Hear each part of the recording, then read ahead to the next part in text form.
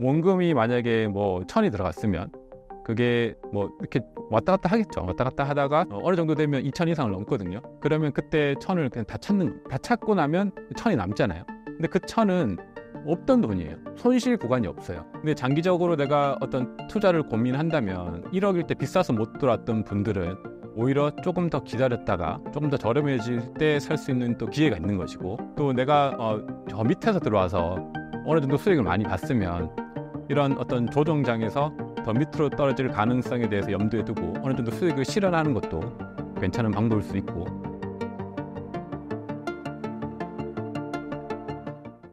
네, 안녕하세요. 반갑습니다. 데니월드 유튜브 채널을 운영하고 있고요. 과기부 주간에 블록체인 기소 관련 강의를 주로 하고 있습니다. 그리고 환경닷컴에서 블록체인과 미래의 경제라는 주제로 칼럼도 쓰고 있는 김동환이라고 합니다. 반갑습니다. 비트코인 반감기가 가격에 반영이 된 것 같지 않은데 대표님은 어떻게 보시나요? 사실 비트코인이 그 ETF 승인 이후에 굉장히 많이 오르긴 했거든요. 그래서 이제 많은 사람들이 보통 뭐 1억쯤에 들어오신 분들도 있고 그 전에 들어오신 분들도 계실 텐데, 과거에 비해서 전고점도 이미 돌파를 했고, 그리고 비트코인 ETF 승인 이후에 충분히 가격의 어떤 상승을 많이 이끌어냈죠. 그래서 이쯤 왔기 때문에 최근에 뭐 전쟁 이슈도 좀 있었고 여러 가지 이슈로 인해서 그 비트코인이 좀 이게 조정을 받았는데, 사실 이 조정은 당연히 이 정도 오면 있어야 되는 조정이긴 하고요. 그래서 그 조정의 시기가 적당히 왔을 뿐인데, 근데 이게 정말 조정인 건지 아니면 단기적으로 봤을 때 하락 추세로 전환되는 건지, 그런 좀 관점이 중요한 것 같습니다. 조정과 하락 추세는 어떻게 다르다고 볼 수 있나요? 조정은 원래 그냥 계속 이 차트 계속 올라가지 않잖아요. 올라갔다가 좀 조정받다가 올라갔다가 조정받다가, 지금 추세가 상승인지 하락인지가 이제 중요한 건데, 최근까지 계속 상승세였어요. 그래서 상승으로 계속 갔는데 가다가도 중간중간 조정을 받습니다. 근데 조정을 받더라도 이 상승 추세가 유지되면 다시 올라가거든요. 근데 그게 아니고 이게 그냥 단순한 조정이 아니고 하락으로 추세가 전환된 거면 약간 리스크가 있는 거죠. 그래서 그런 부분을 잘 봐야 되는데, 제가 최근에 본 거는 이게 뭐 차트상으로 봤을 때 보통 뭐 월봉, 뭐 주봉, 일봉 기준으로 이 차트를 본단 말이에요. 근데 뭐 일봉은 당연히 하락이고, 근데 주봉도 최근에 그 추세가 한번 역전이 됐어요. 그래서 하락 추세인 걸로, 그거 이제 보통 데드 크로스라고 하는데, 그렇게 데드 크로스가 얼마 전에 좀 확정이라기보다는 한번 꺾여서 좀 시간이 지나봐야 되지만 그러한 추세가 있고요. 근데 이제 여전히 월봉 기준은 계속 상승 추세입니다. 그래서 멀리 봤을 때는 월봉 기준으로는 상승이지만 일봉과 주봉에서는 하락으로 바뀌었어요. 근데 주봉에서 하락으로 바뀌었다는 것은 좀 의미가 있는 거기 때문에 이게 조금 더 시간이 지켜봐서 계속 하락 추세로 갈 건지, 그게 길어지면 장기적으로 보면 월봉도 추세가 이제 꺾일 수 있는 가능성이 있다라는 거죠. 그래서 그런 차트를 봐야 돼. 아직까지는 뭔가 이제 판단하기 조금 힘들고 이게 조정인 건지 아니면 진짜 추세가 바뀌는 건지, 그런 것들을 시간을 두고 좀 살펴볼 필요가 있습니다. 비트코인 하락이라고 한다면 얼마까지 하락할 가능성이 있을까요? 하락이라고 보면 뭐 여러 가지 뭐 시장의 이슈들도 있지만, 뭐 차트로만 봤을 때는 보통 주봉 기준에 이제 약간 하락으로 가고 있단 말이에요. 그리고 그러면 더 밑으로 떨어질 가능성도 여전히 있죠. 그렇지만 뭐 올라갈 가능성도 있고, 그래서 가능성을 위로도 좀 봐야 되고 아래로도 여전히 봐야 됩니다. 그래서 최근에 이렇게 보통 비트코인 같은 경우 오를 때도 급격하게 오르고 떨어질 때도 한번 이렇게 쭉 내리면 또 급격하게 내리는 그런 특징을 가지고 있거든요. 그렇게 봤을 때는 여전히 하락도 꽤 많이 열려 있다, 밑으로도. 그래서 그런 것들을 감안해야 되고, 만약에 근데 장기적으로 내가 어떤 투자를 고민한다면 1억일 때 비싸서 못 들어왔던 분들은 오히려 조금 더 기다렸다가 조금 더 저렴해질 때 살 수 있는 또 기회가 있는 것이고, 또 내가 저 밑에서 들어와서 어느 정도 수익을 많이 봤으면 이런 어떤 조정장에서 더 밑으로 떨어질 가능성에 대해서 염두에 두고 어느 정도 수익을 실현하는 것도 괜찮은 방법일 수 있고, 가장 안타까운 것은 이제 1억 고점에 이제 들어오신 분들, 그분들은 이제 굉장히 괴롭고 어려운 시장인데, 들어올 시점에서 내가 이것을 장기적으로 봤다면, 만약에 뭐 단기적으로 보는 게 아니고 뭐 한 1년, 2년, 3년 보고 들어온 거였다면 그 부분에 대해서 본인이 좀 판단을 해서 결정을 하는 게 좋을 것 같습니다. 그래서 원래 이 장 자체가 이렇게 된 거는 뭐 특이한 건 아니고, 원래 비트코인 시장이 항상 이렇게 흘러왔기 때문에 과거의 패턴에 비해서 뭐 독특한 현상은 아니고 항상 있어왔던 일이다. 그래서 뭐 비트코인 시장으로 봤을 때는 그냥 평범한 일이다 이렇게 받아들이면 좋을 것 같습니다. 이 정도의 조정이 나올 수도 있던 거 아닐까요? 네, 그렇죠. 이게 왜냐하면 20% 떨어진 건데 조금 몇 개월 뒤로 가보면 이게 또 한 50% 이상 올랐단 말이죠. 그러니까 뭐 60, 70도 올랐으니까 뭐 3천만 원에서 1억까지 갔으니까 그러면 뭐 그 정도 갭이 오른 거잖아요. 그러면 이 정도 떨어지는 거는 좀 크게 떨어졌다고 보기엔 또 힘들죠. 이번 반감기를 맞이하고 난 후 역대 반감기와는 어떻게 다른 걸까요? 지난 반감기하고 이번 반감기는 일단 비트코인 ETF 승인이 가장 큰 이슈고요. 가장 크고 그리고 반감기가 지날 때마다 채굴자들이 비트코인을 얻어갈 수 있는 수량이 계속 주는 거거든요. 계속 준다는 것은 그 채굴 시장이 좀 변화가 계속 생기는 겁니다. 그래서 그런 의미도 좀 있고 비트코인 시장이 조금 더 안정화된 방향으로 가는 것도 있고요. 그래서 반감기가 지나면 지날수록 그 가격의 어떤 변동폭은 장기적으로 보면 이렇게 줄어들게 되어 있어요.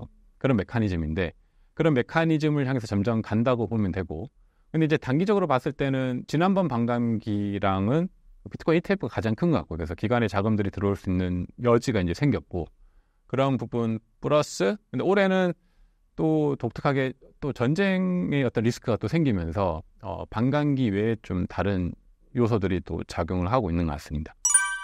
금리 또한 가격에 큰 영향을 끼치는 건가요?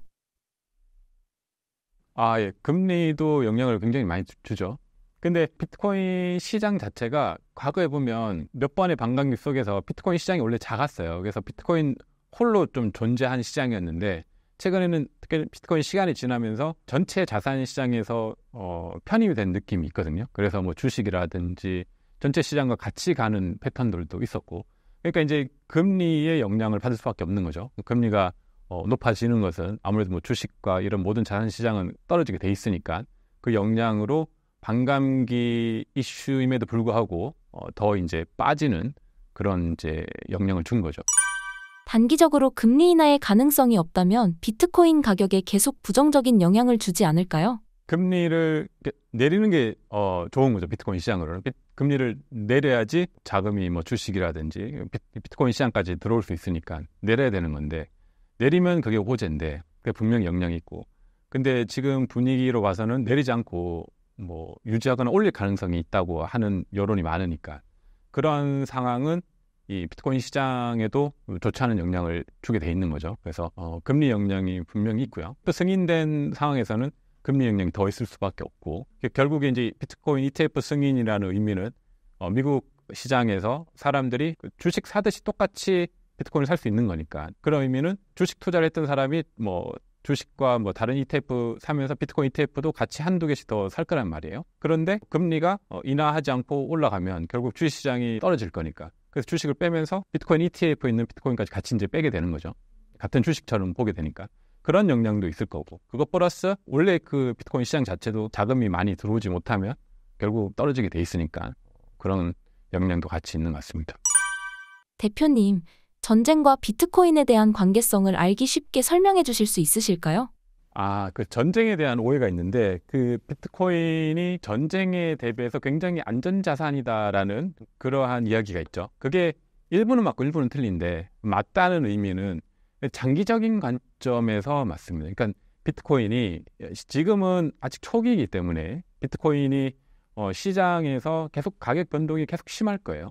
이런 가격 변동이 심한 상황에서는 비트코인이 아직 대부분의 사람들에게 안전자산으로 인정을 못 받았다는 의미고 그래서 시간이 지나서 비트코인 가치를 받은 사람들이 인정해주고 안전자산이 되었을 때 그럴 때는 전쟁 같은 리스크 그럴 때 그 자금을 안전하게 지킬 수 있는 굉장히 좋은 해치 자산이 되는 거죠.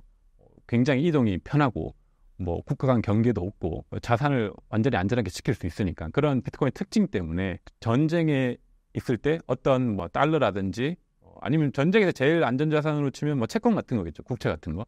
그러한 거하고 비슷한 수준까지 이제 된다 그런 의미인데 근데 지금은 비트코인이 그런 자산의 위치가 아니고 굉장히 그 투자로서는 매력이 있지만 아직 시장의 인정을 못 받았단 말이에요. 그런 데서는 굉장히 변동성이 심하고 더 리스크가 큽니다. 그러면 큰 투자자들은 그 전쟁이 일어났을 때 리스크가 크잖아요. 그러면 주식도 빼고 모든 자금을 빼서 뭐 현금화하든지 아니면 채권으로 돌린단 말이에요. 리스크가 커졌으니까. 그러면 비트코인의 자금도 당연히 빼죠. 그래서 전쟁이 났을 때는 비트코인의 자금은 더 급격하게 빠진다. 이렇게 보면 되는 거고. 그래서 지금 중동 전쟁이 어떻게 흘러가는지에 따라서 이게 정말 안 좋은 케이스로 간다. 그러면 비트코인 시장으로서는 굉장히 큰 악재인 거고. 전쟁이 큰 무리 없이 그냥 뭐 이 정도 수준에서 그냥 계속 진행되는 것 같은 이렇게만 흘러간다면 아주 큰 악재까지는 아니고요. 그래서 그 전쟁 상황을 잘 지켜봐야 되는 중요한 변수가 있긴 합니다.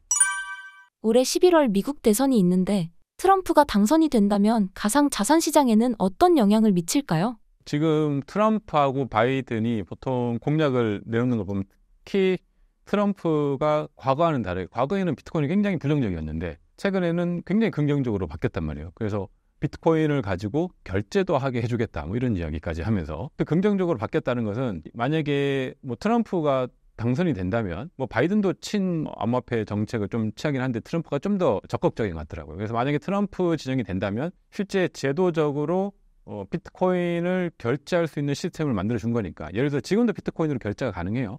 작은 뭐 커피숍이라든지 작은 뭐 소상공인 같은 업체에서는 다 비트코인으로 결제를 받을 수 있는데 문제는 어떤 큰 기업들 예를 들어 뭐 맥도날드라든지 스타벅스라든지 이런 데들은 비트코인 결제를 못 받는단 말이에요. 못 받는 게 아니고 받을 수는 있지만 받게 되면 세금 처리가 어렵단 말이죠. 그래서 거기서는 받지 않는 건데 트럼프가 얘기해 준 거는 뭐냐면 결국에 그런 큰 기업들도 비트코인으로 결제해서 세금 처리를 내가 해주겠다 이런 의미를 내포하고 있는 거죠. 그렇게 되면 스타벅스라든지 맥도날드 이런 데서 비트코인 결제를 받기 시작하면 비트코인에 대한 인식이 완전히 바뀌게 되는 거죠. 예전에는 비트코인에 대해서 부정적이었던 사람들도 스타벅스 가서 커피를 사는데 비트코인으로 결제를 받네?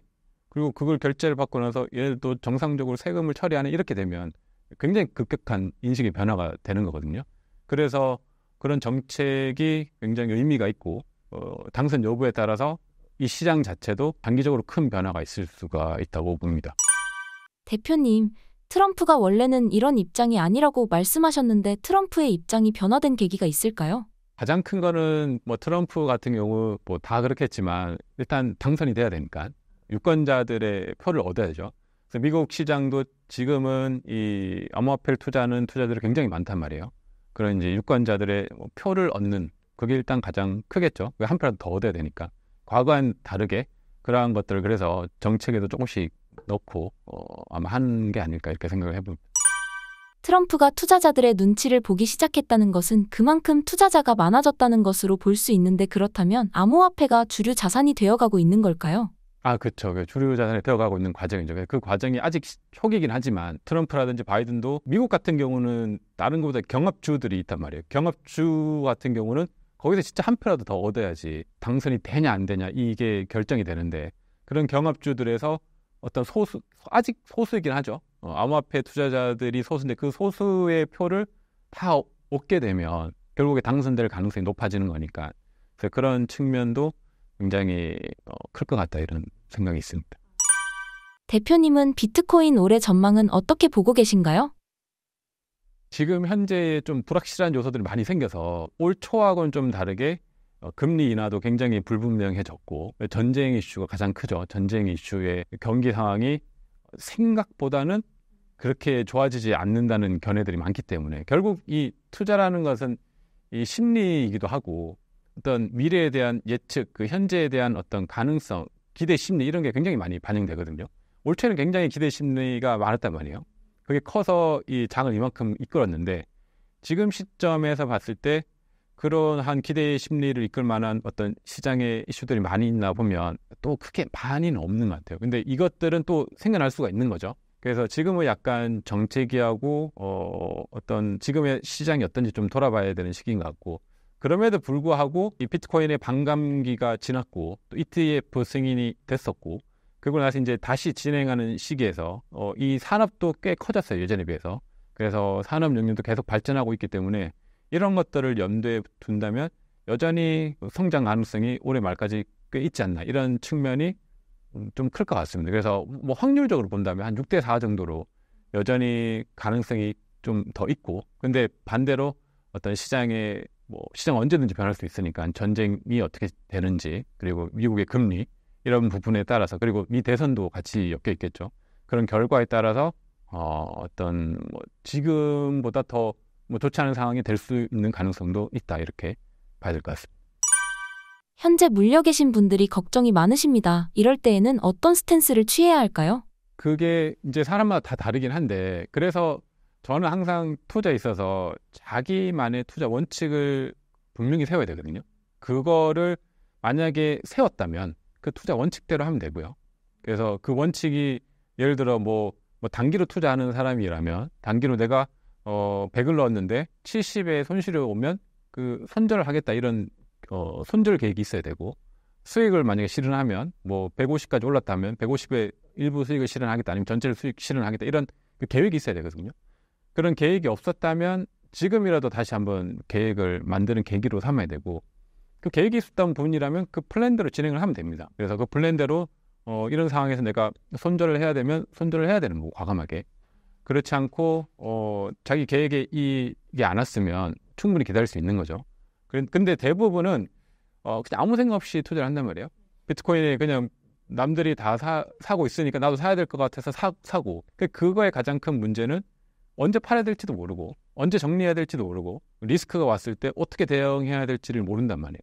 그렇게 되면 안 되고 그래서 그 원칙을 자기만의 원칙을 지금이라도 세워서 이런 게 오면 이렇게 하겠다. 아니면 내가 뭐 1년이든 2년이든 만약에 그 3년 계획이었다면 지금의 시장은 의미가 없는 거거든요. 그래서 그런 어떤 시기적인 계획도 필요하고 좀 종합적인 자기의 포트폴리오를 좀 점검을 해야겠죠. 그래서 본인 투자 포트폴리오대로 하면 됩니다. 그래서 투자 계획대로 플랜대로 하면 큰 문제는 없는 거죠. 그렇다면 대표님이 고수하시는 투자 원칙은 무엇인가요?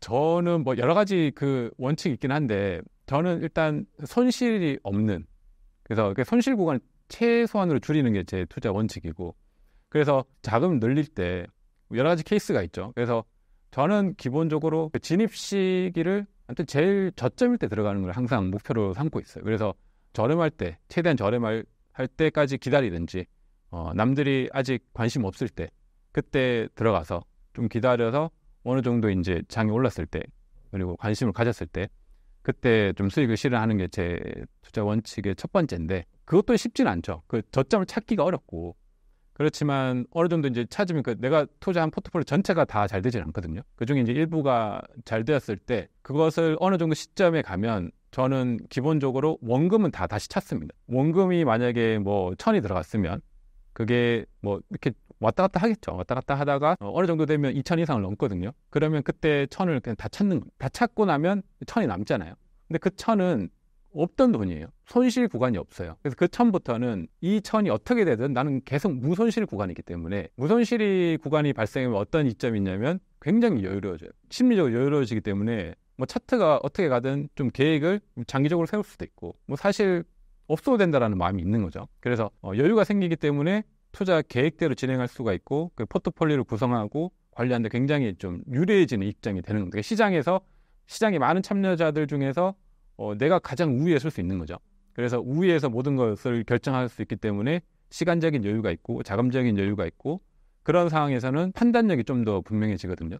그러면서 바른 결정을 할 수가 있기 때문에 장기적으로 계속 그러진 않지만 자산이 보통 우상향하는 경우가 많이 있어요.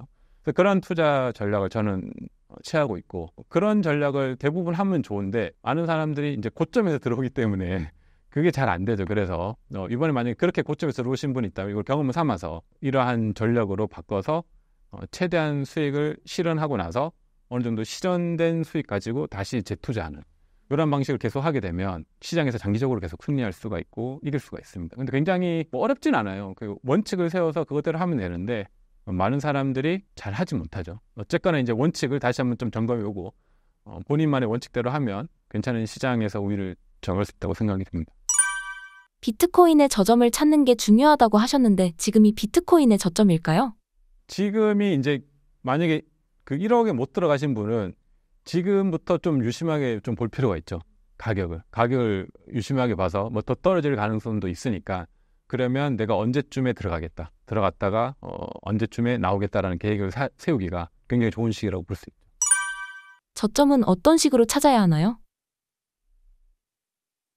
정확한 저점을 우리가 알 수 없고 알 수는 없지만 예를 들어서 이 전체의 시장에 있어서 예를 들어 저 같은 경우 뭐 차트로 보면 요즘은 차트 보기 간단한 거는 조금만 공부하면 할 수 있으니까 보통 이제 뭐 비트코인 같은 경우 월봉, 주봉, 일봉 요 세 가지 관점만 좀 보면 되고 그 세 가지 관점 봤을 때 지금 월봉 기준은 여전히 상승장이거든요. 근데 주봉 기준은 이게 하락장이란 말이에요. 그러면 예를 들어 일봉도 하락일 거고 그러면 예를 들어 일봉과 주봉에서 추세가 하락인데 이 하락이 계속하진 않아요. 왜냐하면 월봉이 그 상승을 유지하고 있으니까 몇 가지 그 패턴을 잡을 수가 있겠죠. 그래서 이 하락이 끝나는 시점이 온단 말이에요. 그래서 주봉하고 일봉도 상승으로 전환되고 일봉은 왔다 갔다 합니다. 상승을.